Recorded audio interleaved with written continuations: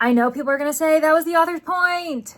Not that I can see. A detriment to this challenge is that I ended up getting a package. I've read the most books I have for this series so far. Project TBR Zero is back, and it may or may not be because I have some 2026 purchases that I really need to read. Hey everyone, welcome back to my channel. If you're new, I'm Leandra the TBR Zero, and Project TBR Zero obviously has some type of link to my channel name. Last year, I decided to start a series where I challenged myself to bring honor back to my channel name, because even though I'm Leandra the TBR Zero, my own physical TBR is anything but. I've been trying to keep track of my purchases because another ongoing goal that I have every single year is to read every book that I've bought within the calendar year, and it's not gonna look great. Because at the moment, my total backlist TBR is 268, and I have 10 books outstanding that I've bought in 2026, meaning the actual total is 278. I am a liar.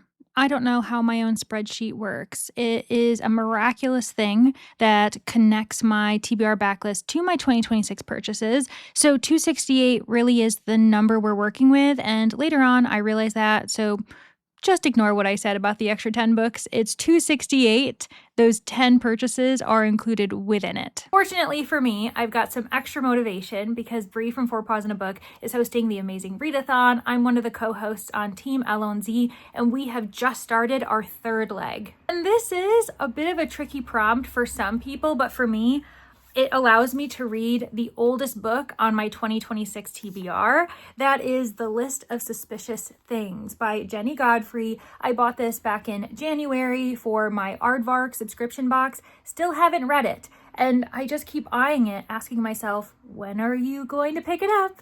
Well, now's the time, because thanks to Bree, our prompt is to read a book with a preposition in the title, and we've got one right there with of. Let me jump in. We'll see how many legs we can get through, how much sightseeing I can accomplish as well, how many books I can read that are currently 2026 purchases.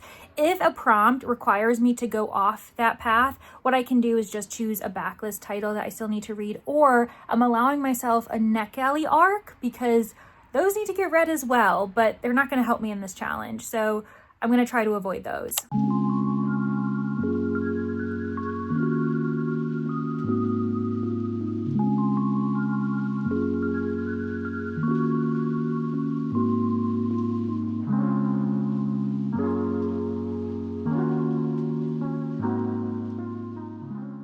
I meant to update you last night, but I stayed up way too late. I was exhausted. Just wanted to confirm I read 90 pages of The List of Suspicious Things. I'm having a great time. It's set in 1970s Yorkshire during the time of the Yorkshire Ripper. It's multiple POV, which I wasn't expecting. I love Miv's perspective, the way that she views the world as a 12-year-old girl, trying to understand the struggles that her parents, her family is having while navigating school, not getting bullied, making sure that she remains best friends with Sharon, not moving away due to the strife that her family is experiencing, all while this man is targeting women and killing them brutally. And we all know that it's someone in our vicinity, it's someone in the community. And I think that that adds to the tension, adds to the eeriness, but her perspective is best, even though we're also getting little glimpses into adults within the community and how they're navigating all of this. I'm eating it up. I'm so glad I'm reading it, but I also need to go because I'm probably a minute or two late for my hair appointment. I'm getting these bangs taken care of because they're driving me up the wall.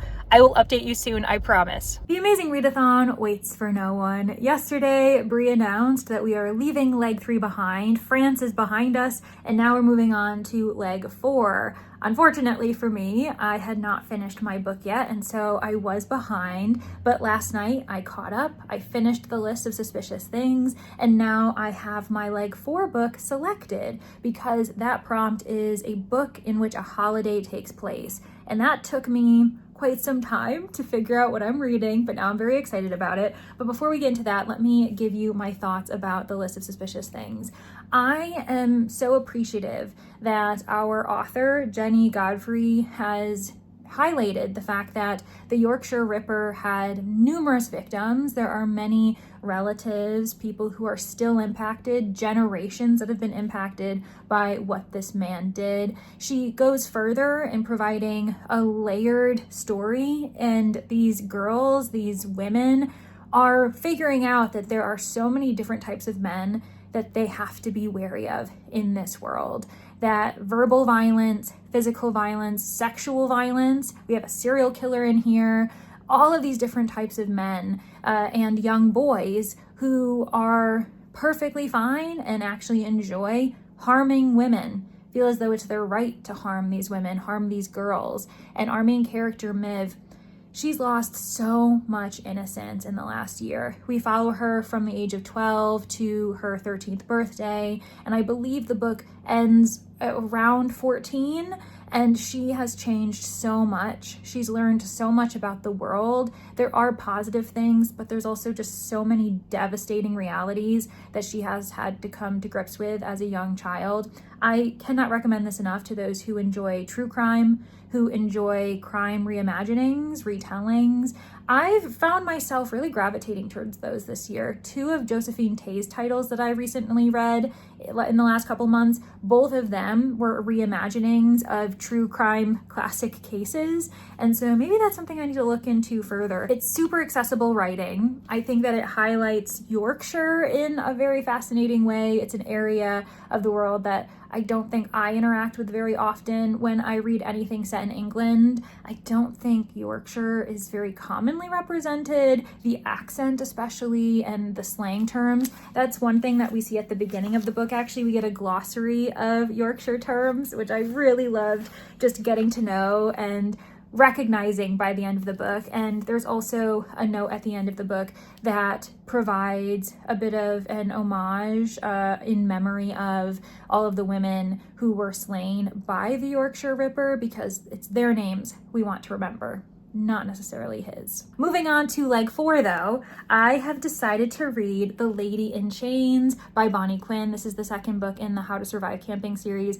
Kate is our camp counselor. This land is old growth, old forest, and because of that it attracts some really nasty monsters. And to protect the town, to protect the world, Kate and her family have tried to monitor it. They keep the grounds open for campers because, I mean, they need to make money in some way. But unfortunately, a lot of campers don't read Kate's rules and they end up dying or see some really terrifying shit.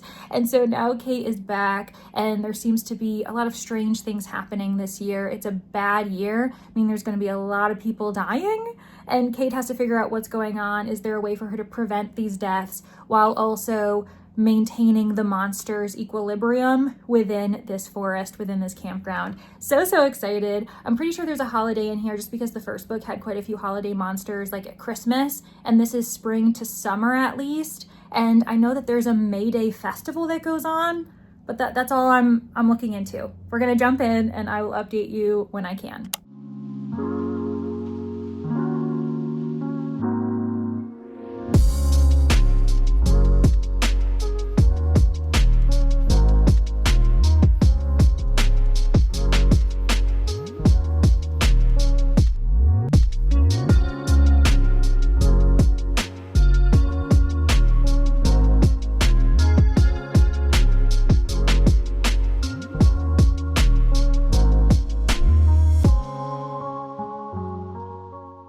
I promise I'm about to go to bed because it is way too late. I've got to report to work tomorrow morning, but I have been enjoying this book so much and I want to provide fresh thoughts. So I think I'm 120 pages into this book. I'm in the middle of part 3 and Kate has really been put through the ringer. She is doing her best to keep everyone alive. She hasn't been batting 1,000, I'll tell you that much. We have lost some people, and yet she is pushing through. So it is another year at the campgrounds. It opens in March. She's preparing for various festivals, which is why this works for the holiday prompt. There was a May Day festival. There might be some other summer-ish holidays. I don't know how far this book is gonna lean into fall, possibly, but I'm really excited to see what happens next. We've met additional monsters. We've had some, old favorites. We ended up meeting the harvesters, the dancers. They ended up making a bit of an appearance. They were a lot bigger in book 1. The man with the skull cup. There's been some fun new additions as well. This creeping frost, this kind of gelatin fungus that attacks you at night and hunts you down. Kate in this book, she did it a lot in book 1, but she is in particular looking back in her family history because she's wondering if there is some solution hidden within her ancestry for surviving this bad year.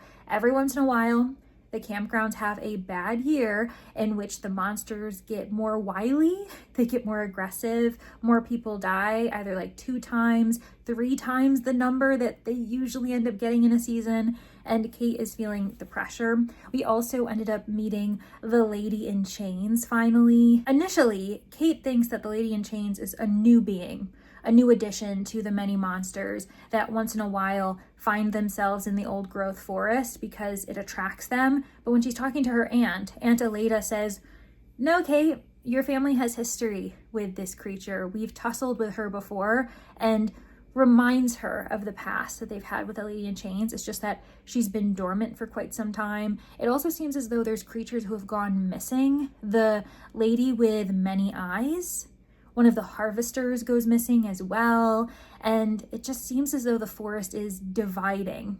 There are ones that are becoming more aggressive, that are attacking more humans, and others that are just kind of disappearing into the fold. And Kate needs to figure out what's going on so that she can save her campers, save the campground in general, and possibly save some of the monsters that have gone missing if some foul play has been involved. I'm having a great time. The humor is really excellent. The terrible monsters are scary. Like, honestly, you can feel the tension, and those around Kate are not safe.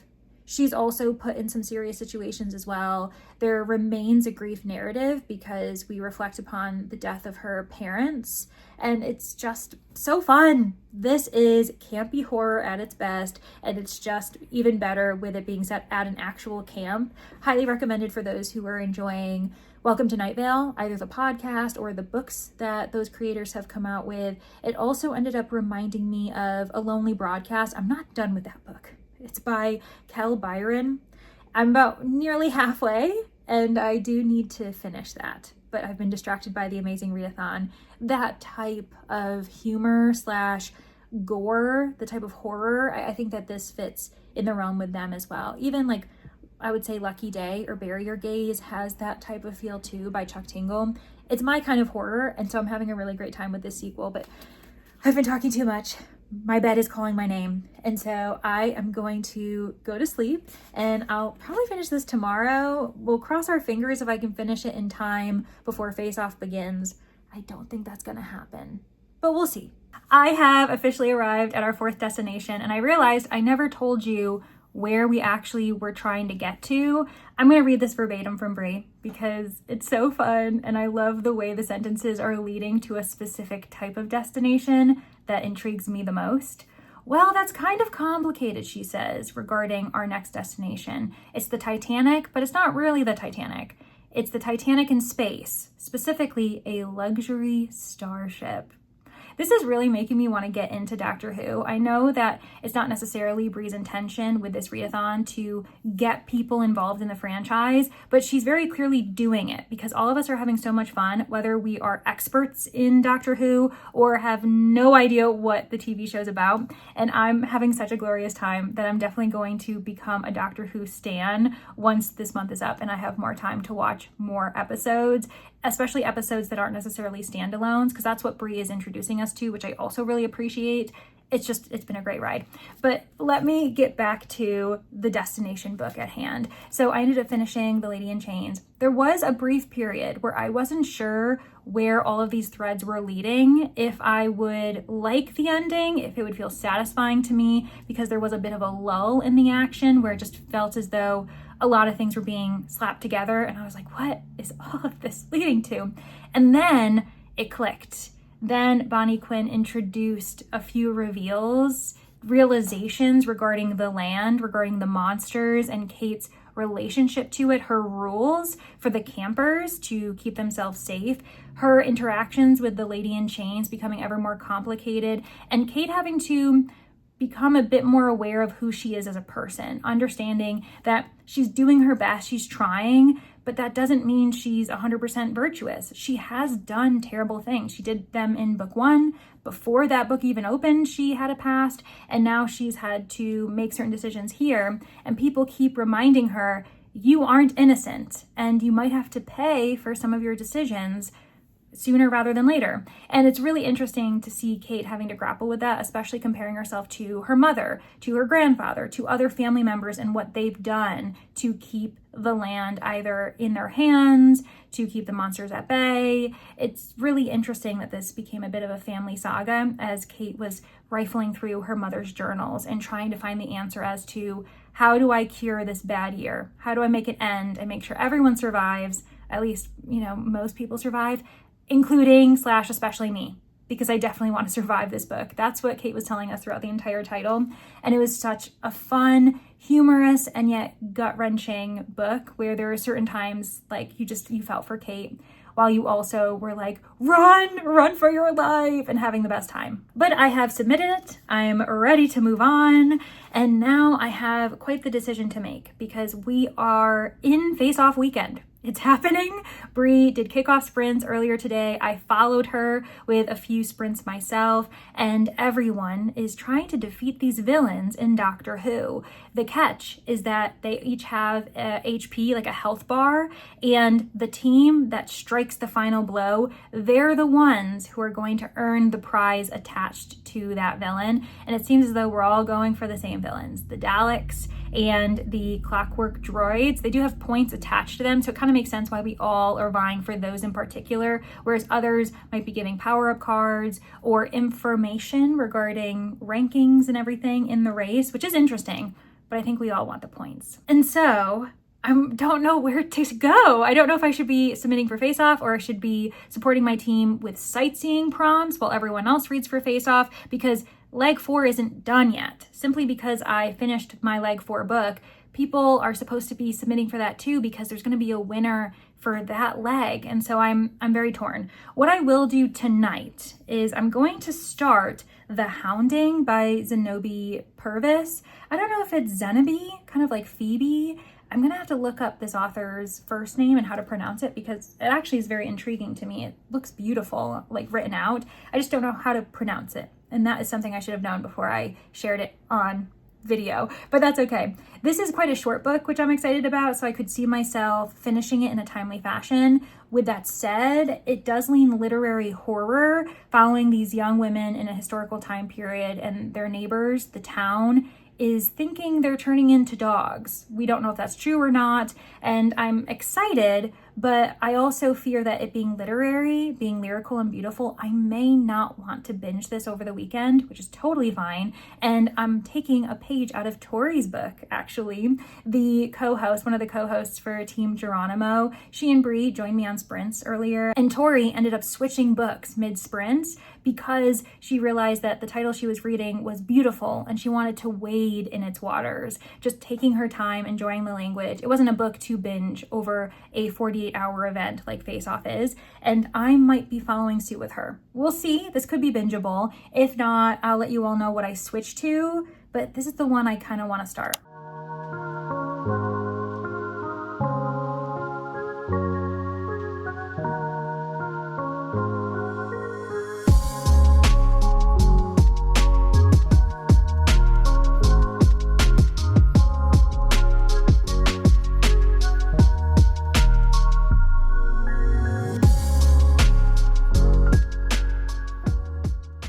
Okay, I am running errands today. Face Off is continuing, but adulting, it's gotta happen, unfortunately. Ignore my laundry bag in the back, it's fine. that's one of the tasks I need to do today. Good thing I have a book with me while I'm getting this done. I am about halfway through the Hounding. I read 100 pages so far, and I could see myself binging this and just finishing it today. We're just gonna have to see how much time I have. I do have the audio, so I could always switch to that. This is another book that is multiple POV, so not unlike the List of Suspicious Things. We are following everyone except the young girls, the sisters within this book, which is a very interesting choice from Zenabi Purvis. There are 5 Mansfield daughters, sisters, technically granddaughters at this point, because their only living relative is their grandfather, who is quite blind at this point. They help him with the farm, and all of the villagers, those in town, are so judgmental and suspicious of these young girls, partially because they are pretty free. They decide who they like, they're not interacting with anyone that they don't like, and they are happy to imagine, to enjoy themselves, and not allow gender norms or expectations to deter them, and that's a threat. There are quite a few male perspectives in here. Pete Darling is the ferryman, and he hates these sisters so much because he feels as though they should be respecting him more. They are the inferior sex, and he hates his life in general, and he wants to take it out on them. He's the one who has supposedly seen these girls transform. We've been in his head. He feels pretty confident about it. However, we're still not sure. We're not sure if this is actually how it goes down. Do these girls transform? I'm still not sure. I would love it if they did, but it's also feeling a bit Salem witch trials, which has been mentioned, not Salem in general, but 2 of the maidservants within the Mansfield home. They are witnessing these rumors growing and growing, knowing that this is dangerous for the sisters, dangerous for their workplace, and they're saying women have been killed for less. They were killed for the suspicion of witchcraft. So I'm really appreciating that that type of paranoia, mass hysteria has already been implemented into this book, especially because from the beginning, they already wanted an excuse. Many of them wanted an excuse to hate these young girls. There have been some who are attempting to protect them. They ended up gaining a new additional hand. This young man named Thomas, he came from another town to work for the haymaking season, and he has an affinity for these sisters, specifically Anne, the eldest one. And then there's also Robin, who is a gentler soul. He loves animals so much, but he also knows that those views are dangerous to him because it makes him seem feminine, a weak man, and so he is struggling to remain part of the fold, to be accepted, because the worst thing you can be in a small rural area is an outsider. And yet he also likes the girls. They were always so nice to him, and there's a lot going on. It's really interesting. The language is also quite beautiful. It's definitely leaning literary horror, or even at least like literary suspense, because I'm not sure how horrific we're gonna get. There is animal cruelty in here. A badger is harmed, so keep that in mind. I feel as though that's the only thing that's really been mentioned on page in its brutality. There have been other animal deaths, but not as visceral as that scene for me personally. But I need to carry on with my tasks, because then the sooner they're done, I can arrive home and just relax. I can read, and by relax, I mean, we're using that term lightly because Face Off is continuing. We ended up defeating a handful of villains so far. The Cybermen are down. Who else did we defeat? There was one other that happened last night. So Clockwork Droids was the first one attacked that we defeated, and then we all defeated the Daleks. And then this morning, we woke up to discover that the Cybermen have also been attacked. There are still more villains to come. The Master has been introduced. That's giving a huge reward of 25 points added to the average total of a team for the entire readathon. That's a big villain. It's a big prize. Obviously, Team Alonzi wants it, but we're trying to be strategic. Who knows if we're even going to get it, because obviously there is so many other teams going for it. But anyway, I'm going to head off, but I'm having a really great time with this book. It was a spontaneous buy. I wasn't sure if I was going to enjoy it, and currently I'm very happy that I decided to pull the trigger and do it. I'll let you guys know when I finish the book. I have been running around all day, but I'm finally home and there's still work to be done. I want to tidy my apartment. There's a bunch of things I need to get done. And we have villains to attack. Oh my gosh. The flood is very close to being defeated, and I'm crossing my fingers that Alonzi throws the final blow, but we're just gonna have to see what happens. I did manage, while roaming about, listening to the audiobook of The Hounding, to finish this book. And it's so well done. It's really interesting. I will say that I had a startling realization. There was a comment in my summer TBR video saying, ooh, I think this book has been heavily discussed about using AI. And I was so afraid for this author because you know what the problem is? The book that this person was referring to is actually Shy Girl.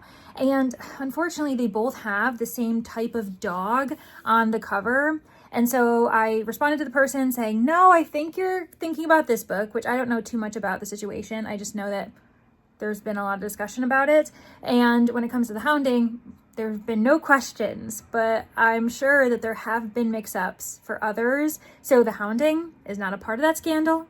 Zenabi Purvis, a debut author, please read her book because it is so well done. I have seen it being compared to The Virgin Suicides. I think that does this book an injustice personally, but I also couldn't even get through the first 10-15 pages of that other title because of the objectification and sexualization of those young girls. And I know people are going to say that was the author's point.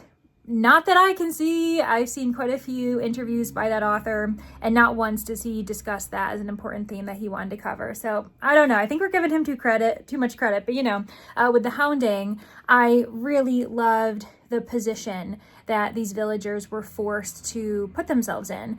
Do they side with the girls, protect them, or do they keep themselves safe and stick with the village gossip, with the mass hysteria? I was getting so frustrated as people were outwardly lying, embellishing, leaning into the chaos that was building, the animosity building towards these young women, these girls. I want to say the oldest is Anne. She might be a woman, but I felt as though they were all probably 17 years or younger. So I actually think these are all children that we're talking about, and they have seen the cruelty of the world.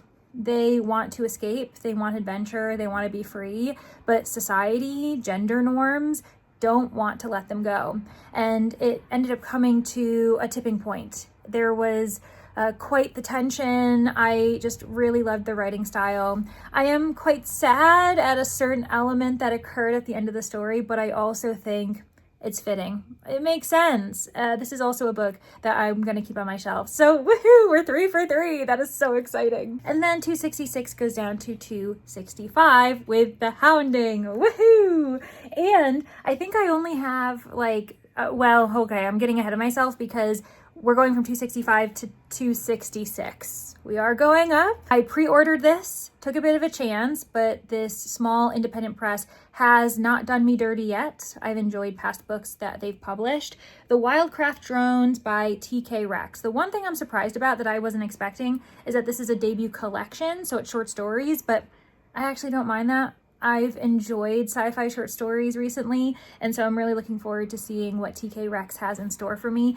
But yes, so this pre-order showed up at my door, and so now we have upped one book in this vlog.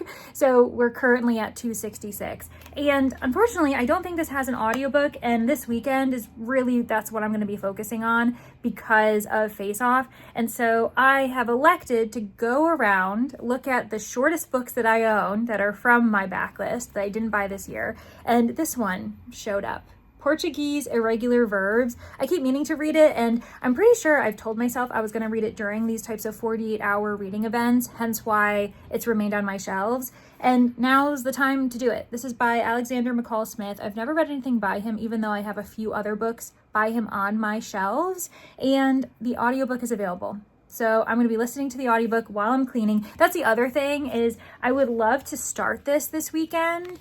Or I was thinking one of the Solarpunk Winter, Solarpunk Creatures, that story collection, because I'm in the mood for it. And they also work really well for Face Off, but I'd have to sit still and read them when I have to tidy. I have to clean, and so I need the audiobook. So that's what I'm gonna do. I'm gonna grab this audiobook from Libby right now, and then I'm gonna start it.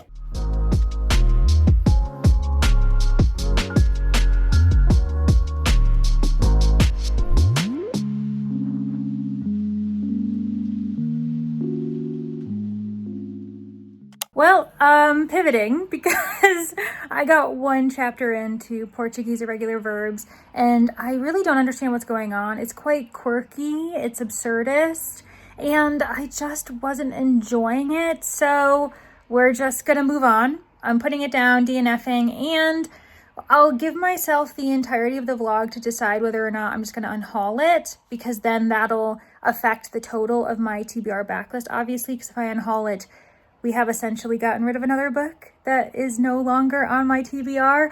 But the other thing I've realized is, yes, I'm focusing on my physical TBR, but this year I'm keeping track because I have been buying books through Libro FM. I typically get them from Libby, but I decided to try out the service, see if it's something I like doing. And I do have a few audiobooks outstanding. And so I'm going to start one of those. I don't know which one. I'm either in between returning to A Lonely Broadcast, because I have about half of that book left, and once I finish those pages, I can just allocate it to Face Off, or I could switch to Halcyon Years by Alistair Reynolds. That might be interesting because it's actually the book that is going up against The Lady in Chains for my R Fantasy bingo battle, and it might be fun for you all to watch me compare and contrast and decide which book / which genre wins that square in that competition. Yeah, that would be really fun to do that. And I also have a few books by Kim M. Watt, which is part of the Beaufort Scales mystery series. Cozy fantasy, there's dragons, it's really fun. So I have a lot of options, but I'm currently leaning towards A Lonely Broadcast or Halcyon Years. I'll let you know when I make some progress on either of those books. I am in my weekend comfy because we officially survived Face Off weekend, and I'm just relaxing for the rest of the day. I might get takeaway for dinner. I'm definitely gonna do some gaming. In about half an hour, we're gonna be watching Jumanji, the original film, with my YouTube members, and I can't wait. And I may or may not pick up another book tonight. If not, that's okay. Tomorrow will be another day, but I do have quite a bit to update you on. So with Face Off ending, all of the teams did amazing. Apparently, at least one team defeated one villain, so it was pretty even across the board. I know Bree is happy to see that. I'm sure every single team is really happy to see that, and I'm so proud of Team Allons-y.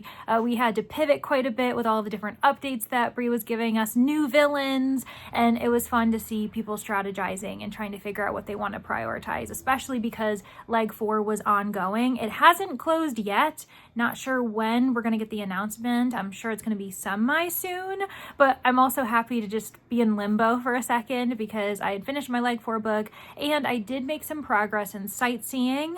And that brings me to an update on how I've been reading for the last 24 hours, because I haven't talked to you in a little bit. So the last time we chatted, I ended up DNFing Portuguese irregular verbs, and I'm probably just not going to ever get back to that. I don't think it's for me. It's weird because I do have other books by this author on my shelf, and that leaves me in an odd position. I'm probably just going to keep them on and give them a try eventually, but it's not a great first attempt with McCall Smith. We're just going to see how that happens in the future. But then I did in fact switch to an audiobook, and that ended up being A Lonely Broadcast by Kel Byron. This follows a few different perspectives, but the main character we follow is Evelyn. She is the new radio host at 104.6, and she's broadcasting to this village of Pine Haven from the forest, from the woods. And she is entertaining people, you know, giving the weather, giving the news, but for the most part, the beacon, the radio station itself, acts as a warning for when the fog rolls in, when the monsters that are within this forest finally are able to breach the forest border and enter the town, wreak havoc, and kill a lot of people in a lot of creative ways. This is peak campy horror because the deaths are creative.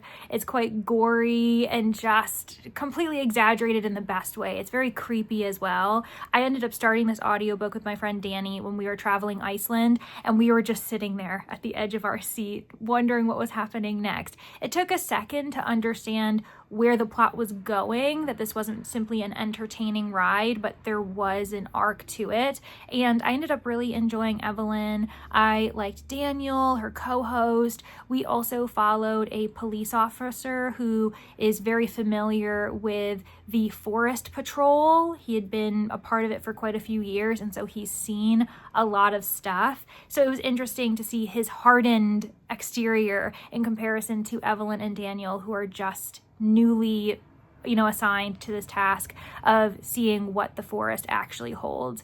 It was really great. There are more books. I believe there's at least a second one published. There might be a third as well. And I could see myself reading them too.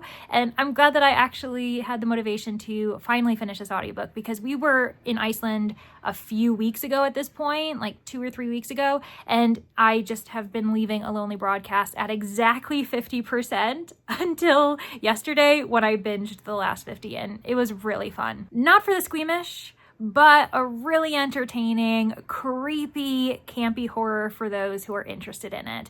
And on top of that, I ended up getting my 5 total audiobooks that I've purchased in 2026, my outstanding 5, to 4. So now I only have 4 outstanding, and that's pretty good. I'm not really challenging myself to read all of the audiobooks I buy, but I like keeping track of it. It's more the physical books on my shelves that I want to make sure I'm keeping track of, because space is an issue in a studio apartment. And in finishing that, I was in a pickle once more, because now it was the evening of Saturday and I didn't know what to pick up. Part of me was hesitating because I knew I wasn't going to finish another book before Face Off ended. And then I also was wondering, well, should I be sightseeing? Should I just allow myself to read a chunkier book and eventually I'll get it done?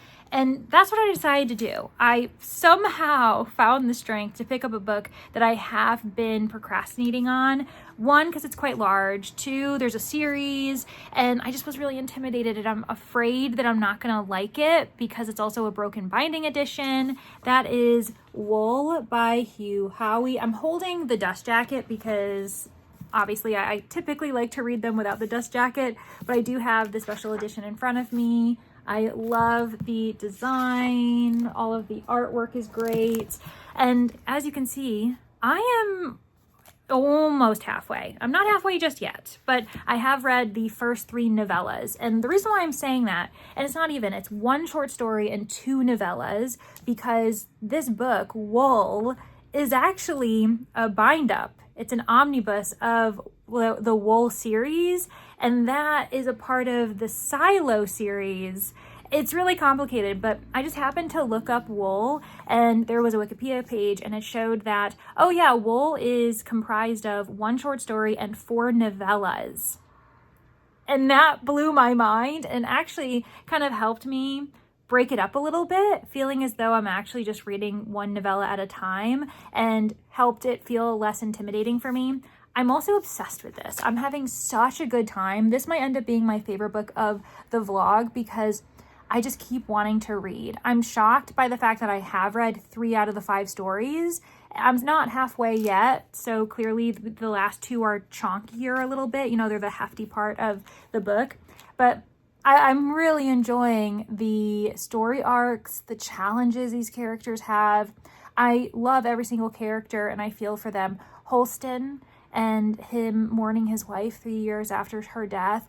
John's and Marne's, their complicated relationship as mayor and deputy to the sheriff.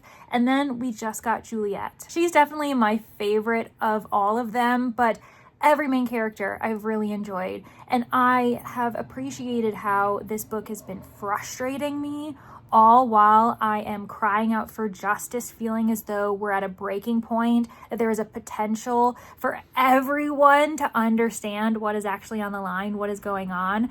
And I am so frustrated with myself right now because I feel as though I'm being so vague, because it was really, really entertaining going into this completely blindly. I knew nothing about this book beyond it being a popular series, becoming an adaptation, and being dystopian sci-fi. Essentially, what is going on, the environment in which these characters are living is a silo.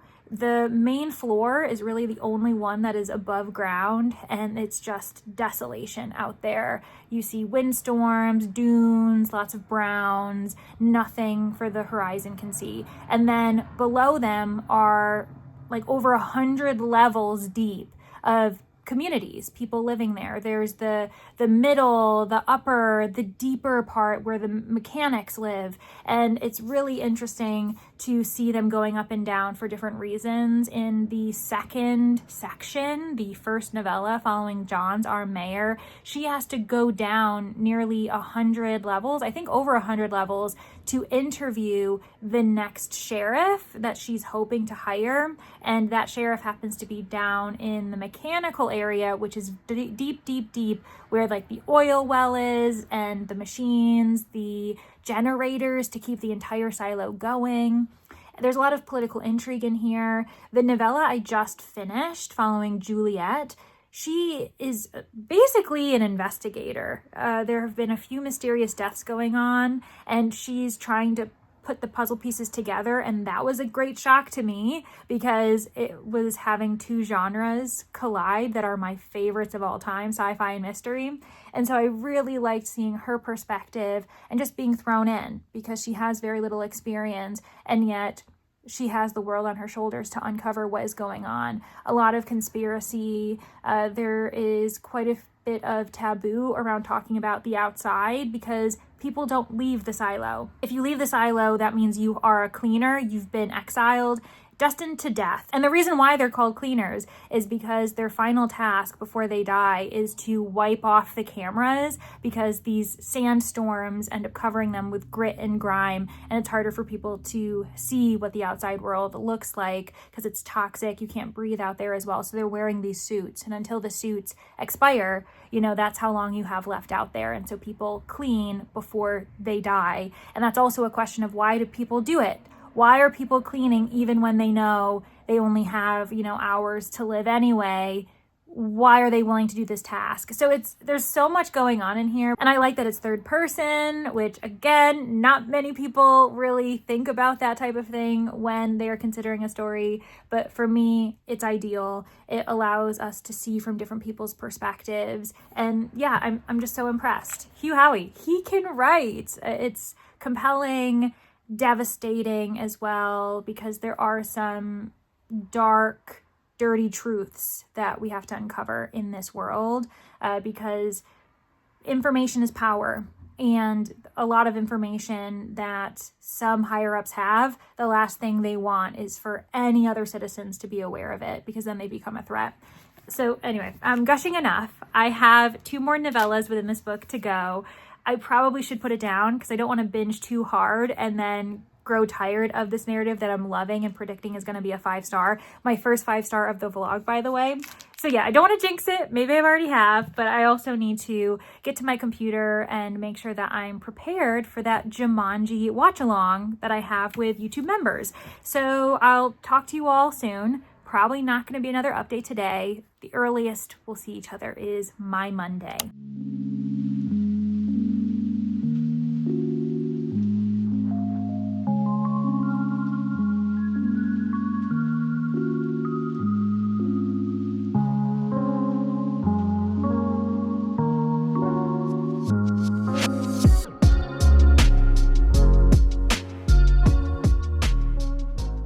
I have a few reading updates, but we are still at Edison Manor with Agatha Christie, the doctor, and everyone else. I have arrived officially, mainly because I read one more novella, part 4 in Wool, and just submitted it because I wanted to feel comfortable. I didn't want to feel stressed if leg 6 was about to drop. And so I am comfortably at the manor, relaxing, maybe waiting for a murder to happen. I don't know. And I'm actually very excited. I still haven't watched the episode because we have it in a couple days. Bria's hosting watch parties in the Discord, and so I've cleared my schedule. I am gonna be there, rain or shine, and I really can't wait to watch it. I think it's called The Wasp and the Unicorn. But I've also decided to set wool down for the moment. I do plan on finishing the book by the end of the vlog, but I also didn't want to force myself to read it simply for the sake of continuity as I'm recording this vlog, because I could always come back to it. I'll keep you all updated on my thoughts for the entire piece,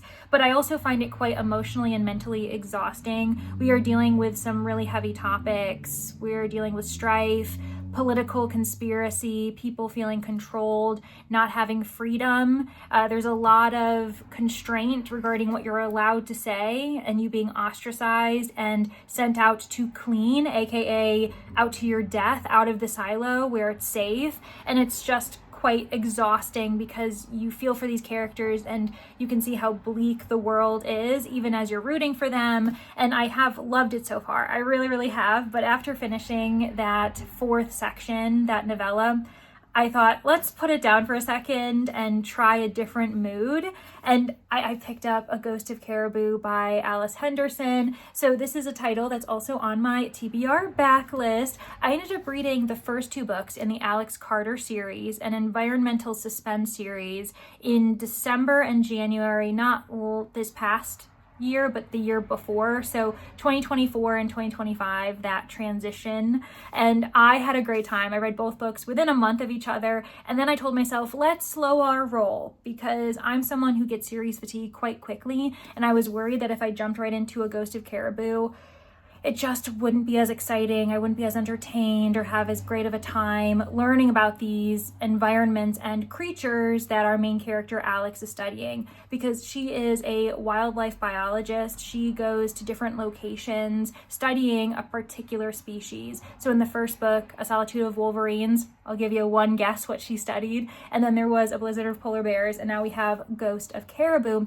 This one is interesting because it's no longer a wintry setting, which is also why I held off, because I didn't want to be reading it in February, March, when it's still quite cold, wintry, snow is on the ground. And now, over a year later, it's June, it's so hot outside, and I wish I was in the Pacific Northwest because it is blazing where I am. But it's also probably quite hot in the Northwest right now, so really no one is safe. But I really am so invested in Alex's mission this time around. She has been tasked with trying to locate and observe the possibility of mountain caribou returning to the lower 48. This is a species that has been deemed extinct, at least as far as in the United States. They are up in Canada, but we haven't really seen them return to the United States in, any amount of time. Or there will be a lone mountain caribou that creeps down, kind of looks around, maybe is there for a brief time, and then returns to Canada. And this time around, they're wondering, have they come to stay? And so while Alex is surveying,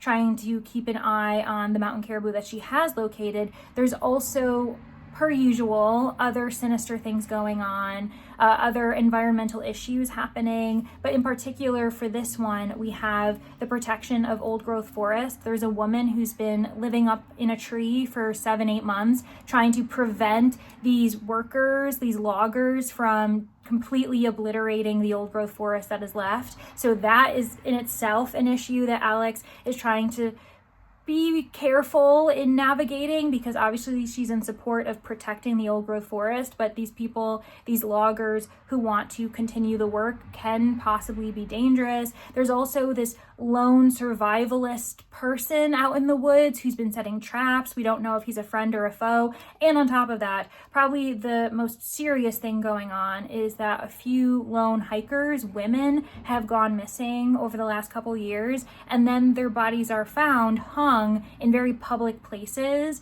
And that is something that has brought the FBI in. Alex being out in the woods alone, she has to keep in mind that she's got to keep herself safe, all while trying to help them figure out who has killed this most recent victim. There's so much going on. It's a very short book, and so it's quite fast paced. This is why I love suspense, because it can be slow burn. If you all have been watching my channel for any amount of time, you know I love a slow burn that is a la Tana French or Dorothy B. Hughes. I love slow burn suspense, but I also can really enjoy a fast paced one, especially one that focuses on eco-fiction, discussing flora, fauna, how we can protect our environment while the climate crisis has already knocked on our door, barged in, and is sitting in our living room. So clearly I am very much in the mood for this particular book. I'm flying through it, and I've been holding off. I've been reading slower than I would like, simply because I knew I wasn't ready to sit down and record, because let's be honest, I had my period and I did not feel like a normal human being. I went dark for a few days on the internet with friends and family, and now I'm finally crawling out of my cave and I feel normal again.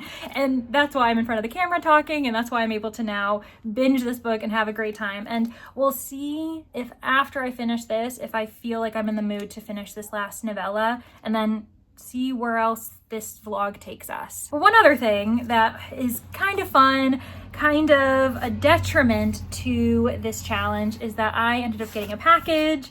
It's probably a few books I've pre-ordered. I want to say at least one. If there's two in here, I think there's two. One of them I pre-read, and it's just the paperback edition because the hardbacks come out first, and the other one I haven't read yet. So we'll be adding another book to my tally of TBR books. So let's just get through this. Yep, there's two books in here. Exactly what I thought. Hopefully neither one is damaged, because I always get nervous about that. So the first one is A Case of Mice and Murder by Sally Smith. This was one of my favorite books that I ended up reading last year. I do have an ARC for the second book, even though it's out. It's a Christmas mystery. It's called A Case of Life and Limb, and I'm really dying to read it. I could have read it for the holiday prompt, but I was trying to focus on books I owned, and I don't own that one yet, and I will be collecting them in the paperback, because that's my preference when it comes to mystery, honestly. I would rather have my mysteries be in paperback. I don't know, I get specific about that. And then I ended up getting the next book in the Juliet Tilney and Jonathan Darcy mystery series. This is by Claudia Gray, The Fatal Unpleasantness of Netherfeld. I want to say that this is, let me see here, 1, 2, 3, 4, it's the 5th book. Every single book has a setting that nods to the Jane Austen canon in some way, and obviously we're going to be hanging out at Netherfield Park for this one. I'm looking forward to hanging out with Juliet and Jonathan. These are the descendants from main characters that Jane Austen created. So Juliet is the daughter from those in Northanger Abbey, and then Darcy, Jonathan Darcy, is the son of those in Pride and Prejudice. So you really don't have to know anything about the canon to enjoy the murder mysteries, because it's set after all of those events, and there aren't really too many mentions that would spoil anything for you. But yeah, I'm really excited. It's a historical mystery series. Ooh, it'd be fun to read it during this vlog, but I think I already have too many books on my plate, so probably just gonna be adding it to the TBR.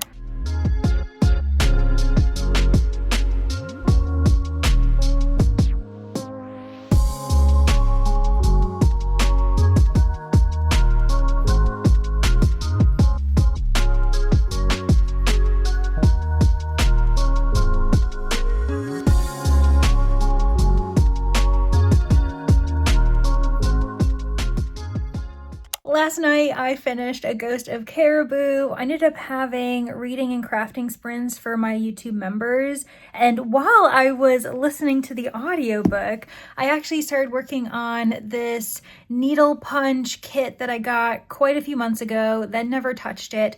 And whenever we host reading and crafting sprints, either Sunday or Wednesdays, I've been picking this up, and I'm pretty proud of how it's looking right now. I feel as though I'm making some good progress. There's only 2 colors left. I've got the black and this kind of mossy green, like a lighter green, oh, actually olive, and then it'll be complete, which is really exciting. I wanted to share it, even though you haven't really seen me working on it, and that's fine. But with A Ghost of Caribou, after we wrapped up, I just grabbed the book, finished the last 50 pages immersively in bed, was up until nearly 1 a.m. I was exhausted, but I felt as though I just needed to finish the book, and it was so fun. It was wild. This one, I think, is probably among the most crazy. Like this one and A Blizzard of Polar Bears, I think are a bit more like out of this world as far as like realistic stuff goes, but it's still really fun and entertaining, fast-paced, so thoughtful. The author, Ellis Henderson, really makes sure to never forget what is at the heart of this novel, which is conservation, discussing flora and fauna that need our attention right now, that need our protection, these ecosystems that need our protection so that everything within can thrive, including the humans that are dependent on their survival, because with environments getting worse, that increases the climate crisis, increases the horrible storms, the droughts, the wildfires, the lack of resources for humans to survive as well. So if we want to stay on this earth and keep living, we need all of these other creatures too as well. And I just really love Alex Carter as a character. She is a go-getter. She's determined. There are times when weaker people would give up, but she pushes through, she perseveres, and she prioritizes the safety of others to the point that she is willing to risk herself, but because she's so mindful, because she is a survivalist, she's a survivor of many things, she knows how the land works. She knows how to problem solve, how to protect herself. And anyway, it's really fun. Such a great suspense series for those who are looking for it, especially if they're looking for the additional bonus of like environmental facts and stuff along the way. Hopefully, I will not dilly-dally before I pick up the fourth book. Is it called The Vanishing Kind or something like that? I might be mixing it up with a different book because I feel like vanishing is a popular word. That would maybe not that popular, but there's like 2 or 3 other titles that have the word vanishing in it. I'll make sure to have the fourth book up here so that you can see what I'm talking about. And also, I think the 5th book is coming out this year. So if I can read book 4, I would love to be able to support the author with her newest release. In the meantime, though, we're just kind of relaxing. We haven't had the 6th leg drop. We're still at the manor. And actually, we finally had our watch along, The Wasp and the Unicorn. It was so fun. I ended up watching it today, took a break from work. The perks of working remotely, which I will have to return to. So after I do this update, I'm going to be working for a few more hours to get my hours in for the day. But I do need to figure out what I want to read. The last few prompts that we have, because Bree kindly gave us all of the prompts, she just didn't tell us what order they were going to come in, includes more than one POV, a building on the cover in some form, and then also mental health representation. I have one book in mind that does fit 2 out of the 3. It might fit all 3. I don't actually know, but that is this one right here. Welcome to the Hounding Bookshop by Huang Bo Rum. I ended up reading the nonfiction by this author, Every Day I Read. It was really lovely, a testimonial of sorts to reading, and it was just really lovely, exactly what I needed at the time. Whereas this one also has a theme of bookshops, reading, bibliophilia at its best, and I've heard a lot of people describe it as fitting within that category of healing fiction, hence why I think it would count for mental health rep, and it's got quite a few buildings on the cover. I'm in the mood for it. It's on my summer TBR too. This was gifted to me by my mom as well, and she's been excited because I told her that I should be reading it soon, and so I feel like it's the book I should read. And then I also have this really lovely cloth bookmark that a patron made for all of us at the library, and we each ended up taking one, and I think it's really cute. So I feel like this is the right time. So I'm going to be starting it today.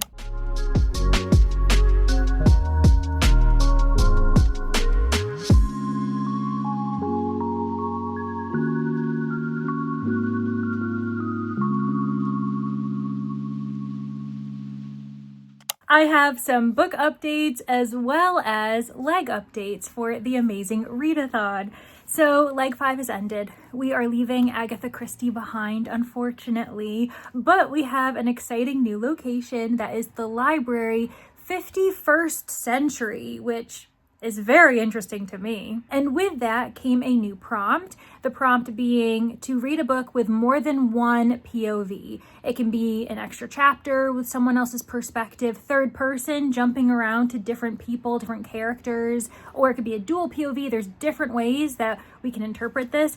And I'm pretty lucky because I did go ahead as I planned. I started Welcome to the Hounding Bookshop, and it does follow multiple characters, the bookseller, the barista, a few of the customers, and other characters within our main character, Youngjo's life. I'm really, really loving this so much. So I am, let me see here, 126 pages in, and oh man, this was exactly what I needed. It is the epitome of healing fiction. I feel as though as a reader, I resonate with the discussions that characters are making, the parallels they're making between books and real life. I also am just really loving the characters. It's a quiet appreciation. We are in their heads, but I feel as though it's not too overdone, too emotional, which some people might not like because it is in third person POV. That can be hard for certain readers to connect. I prefer third person. I would rather see these characters as other than myself, connecting with people who are not me. I don't really want to identify with a first person POV, even though I think I've said this in this vlog. I need to have new conversations. I need to come up with different ways, different elements to talk about books. The thing is, it makes sense with this book because it's fitting the multiple POV prompt. So I'm gonna leave it in. Youngju has had to change her life for the better, hopefully. She was a part of the rat race. She went to a good school. She was a part of a company. She was constantly trying to excel. And then one day she realized, what do I have to show for it? I'm not happy. I haven't really made any strong interpersonal relationships.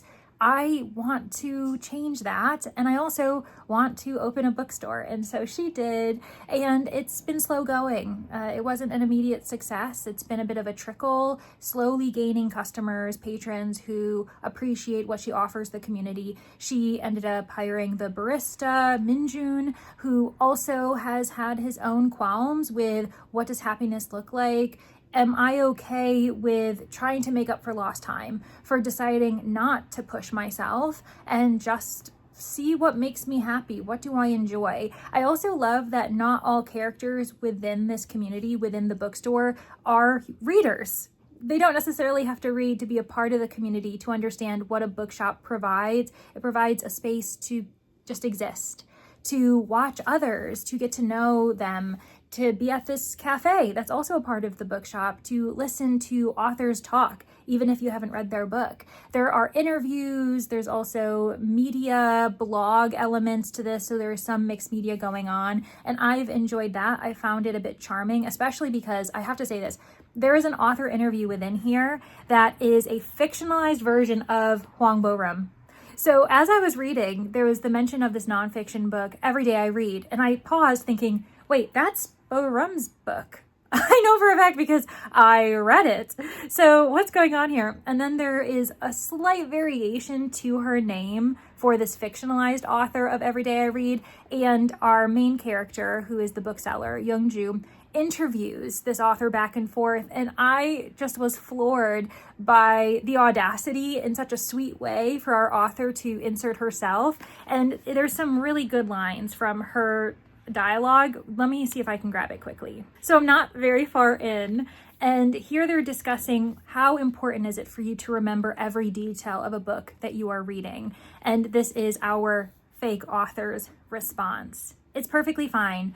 Books are not meant to remain in your mind, but in your heart. Maybe they exist in your mind too, but as something more than memories. At a crossroads in life, a forgotten sentence or a story from years ago can come back to offer an invisible hand and guide you to a decision. Personally, I feel like the books I've read led me to make choices I've made in life. While I may not remember all the details, the stories continue to exert a quiet influence on me. And then our main character responds, that's very comforting to know. To be honest, I can't even recall much from the books I read just a few months ago, which I think that a lot of us can resonate with. Depending on how many books you read, how often you read, it can be hard to keep track of the characters, keep track of every single piece of conflict and dialogue that has occurred. And yet, you know, that's okay. books don't necessarily have to be remembered to that extent for them to be carried with you. So yeah, I'm just finding this to be a lovely, warm hug. I'm so glad that I added it to my summer TBR. And earlier than that, I'm so glad that my mom read it, loved it, and decided to gift it to me. She's been waiting quite some time, probably about a year, for me to finally read this. And I'm glad that I waited because it has come to me at the right time. And I'm not even halfway, but I know I'm gonna just devour this. It's so lovely. I hope that Bo Rum keeps writing because so far, everything I've picked up from her, I've really, really enjoyed. It's also completely different from what I have been reading for years. Really, since I started Booktube, a majority of what I've read has been genre fiction, mystery, horror, sci-fi, getting ever more into fantasy. And so to have this general fiction hug is so different for me, but I really do love it, and I'm so happy. Maybe it's the bibliophile in me that allows me to really connect with these characters, but I also think I needed a change in pace. I needed a change in genre, and so I'm very happy to be reading this during the Amazing Readathon. I also have just quickly started the final novella, the final section in Wool. I still have quite a bit to go, but I'm hoping to finish these around the same time this weekend. It is Friday. Happy Juneteenth to everyone. Not all countries, not the entire world celebrates it, but we do in the United States, and I wanted to make sure I said it so that those who are watching this understand that it is a holiday that we need to make sure we're celebrating and appreciating what Juneteenth represents. So yeah, happy Juneteenth to everybody. But I am hoping that by the end of the weekend to finish this so I can do a quick turnaround and finish this vlog, because at this point, we're done. After these 2 books, I'm gonna be happy with the stack that I've read. I've read way more than I expected in this vlog, so I have no complaints there. But also, if you've been here, I didn't want to wait until the very end. I have some insider information for you from Brie herself. You're gonna want to sit down for this, especially if you're on Team Allons-y. Brie has told me that we were just 4 points away from winning the reward in leg 5. We didn't, unfortunately, win leg 5. Not sure which team did. Congratulations to them, but we were so close. So I hope that this will light a fire in your bellies. Read, we can do this. Maybe we're already gonna win leg 6, maybe not, that's okay. By the time you watch this, we've got legs 7 and 8 to really lock in, but we were so close. So if you're feeling a little bit discouraged, know that we can taste victory. We just need to keep pushing. We got this, but 4 points, that's it. We're doing great. Okay, anyways, off to continue reading, and then I can return with my final thoughts and wrapping up this vlog. I did what I said I was gonna do. I finished both books. It is Saturday, the 20th of June. Yes, that means in less than 24 hours, I finished both books, reading more than half of this, and then reading another 150 to 175 pages of this. That's all I've been doing for the last 24 hours. If that wasn't clear, I had a marvelous time. It was great. I'm not gonna lie, I ended up deciding to just binge this. I was going every other, few chapters here, then switching to Wool, a few chapters there. And then I just kept thinking, no, Leandra, you want to finish Hounding Bookshop.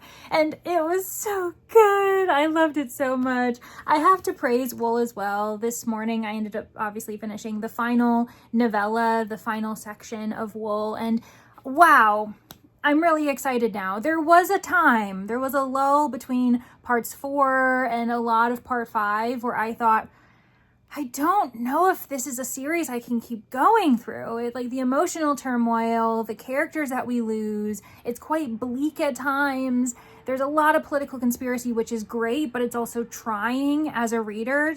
It kind of tries your endurance if you can keep going. And so I thought, oh man, am I going to be able to read Shift? And then the 3rd book that is eventually coming from Broken Binding, which I know has shipped actually. Very exciting. It's going to come in another few days, meaning that the numbers I provide you by the end of this vlog are not going to be accurate. I don't have any other pre-orders or any other books I'm anticipating actually. So that's good in this, 2nd quarter, but man, you can't read the books fast enough. The police are after me. I don't know if you can hear the siren, but apparently they're coming after me because I have a book buying problem. I really don't. I actually think that my buying habits are quite mild, if not light on the sauce compared to others. So I know some of you are rolling your eyes at that. But with Wool, it did end up really wrapping up nicely. There's a lot to come. So we have our characters at rest, which I love. I absolutely need that at the end of a book within a series. So Wool did that. A Ghost of Caribou did that as well. I also would say that The Lady in Chains, I've lucked out with books that are either the starts or continuations of series, because the ones I read in this vlog haven't made me angry, other than the noise pollution outside. That's, you know, twinging me a little bit, but it's fine. we persevere. It's a beautiful day outside. The motorcyclists, I'm not surprised that they're out. But yeah, I was worried that this was going to end with a major cliffhanger or just be really, really depressing. And I'm quite lucky that it didn't. I was rooting for Juliet. I was rooting for Walk, for Lucas to an extent. He kind of annoyed me. Well, just pause. Okay, I think the sirens are far away. We're good. Goodness gracious, I'm determined. I'm wrapping up this vlog no matter what. I don't care what the world outside says. This vlog has to end.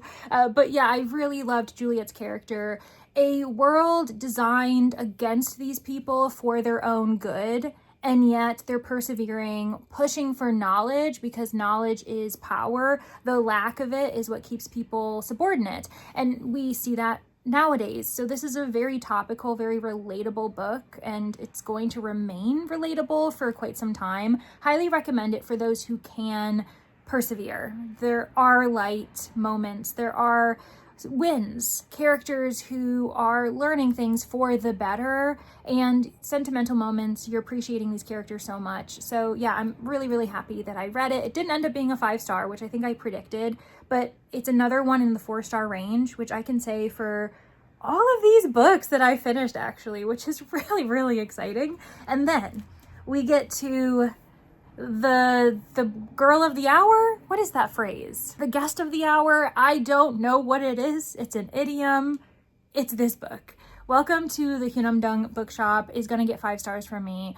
I really loved the quiet moments of every single character trying to figure out what their version of happiness is, and understanding that it doesn't have to look like what society tells them, and it doesn't have to look like the person beside them what their happiness looks like, because everyone is seeking something different, whether it be success, a job well done, happiness, a passion, dreams, or moments of quiet, moments of just being with yourself, not expecting much of life and being happy with that as well, not really needing very much to be happy, but feeling as though the world is telling you, why aren't you striving? Because you do need more. So that was really lovely to see our author, Huang Bo-rum, investigate that through her characters. I know in reading her nonfiction that she too was in the rat race. I think she was a software engineer for quite some time, and then realized she wasn't happy anymore, and so she wanted to return to her love of reading, other writing pursuits, and now that's her job. And you can see characters here in different careers realizing that that might be what they need as well, whereas others are struggling to understand people's choices because they're happy in the rat race. And so I really loved it. I loved jumping to different characters' perspectives. The author's note, the author ends up saying that as she was adding characters and when she was stuck, she decided to just have them converse with characters we've known for quite a few chapters and just seeing what blossoms. What do these characters have to say to each other? And you could feel that. It felt like a living bookshop and cafe. Characters coming in and out, building a community. And it was really lovely. I teared up at times to see these characters realizing that they aren't necessarily at fault for the way that their lives were led, but there's also so much time for them to figure things out still. So yeah, loved Minjun. I loved our other character, Youngjun, our main character. I loved Jungsa, what she brought to the page. Minchul was this crazy teenager that no one could really crack, and yet they were happy to introduce him into their lives as well. Sungwoo was really lovely. There is a romance of sorts, a subplot, which I thought was handled really well, so it wasn't distracting to all of the characters' stories, but it was important for these two characters, and there was so much to appreciate. Healing fiction at its best. Really lovely, and I am so happy that I will keep it on my shelves and I'll be able to reread it anytime I want. And so I have successfully arrived at leg 6. I am in the library, which seems really fitting, having just finished a bookstore narrative setting. but let me go through what we've done in this vlog. So I've got 6 books in front of me that I finished, 1 that I DNF'd. That means 7 in total were highlighted in this vlog, 8 if you count A Lonely Broadcast, but not for the numbers. And that brings my current TBR to 261. However, we cannot forget that I ended up getting 2 books while we were vlogging. The Wildcraft Drones, which I still haven't picked up, and then my most recent edition, The Fatal Unpleasantness of Netherfield. So that brings us up to 263.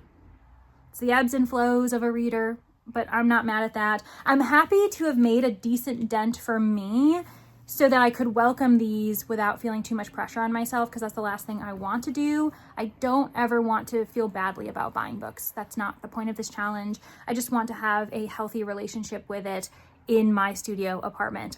Thank you all so much for hanging out with me. This was a lot longer of a vlog than I intended, but I also read more books than I intended. I've read the most books I have for this series so far, which is really excellent. If you want to see what I've read in the past, I can have episodes 1 and 2 right here for you. If you're not feeling chatty, how about in honor of the Hounding Bookshop, give me either some barista or bookseller emojis in the comments, so books, coffee cups, that kind of thing. I really do appreciate you all, and I do hope to see you in the next one. Take care of yourselves. Okay, bye everybody. Happy Amazing Readathon.